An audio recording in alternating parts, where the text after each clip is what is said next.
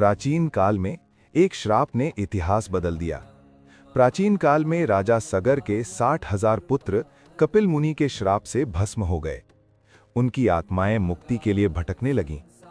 पीढ़ियों बाद उनके वंशज राजा भगीरथ ने अपने पूर्वजों को मोक्ष दिलाने का संकल्प लिया।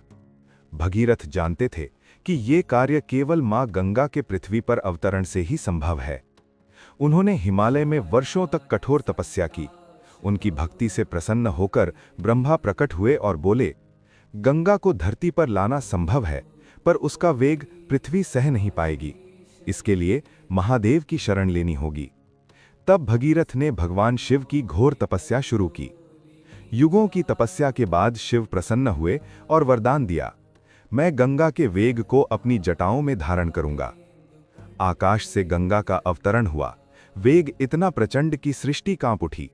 पर जैसे ही गंगा शिव की जटाओं में समाई, उनका वेग शांत हो गया। शिव ने करुणा से गंगा को पतली धाराओं में पृथ्वी पर प्रवाहित किया। मां गंगा भगीरथ के पीछे पीछे चलीं और अंततः सागर तक पहुंचीं। जहां गंगा का जल भस्म हुई अस्थियों को स्पर्श करता गया, वहां वहां आत्माओं को मोक्ष प्राप्त हुआ।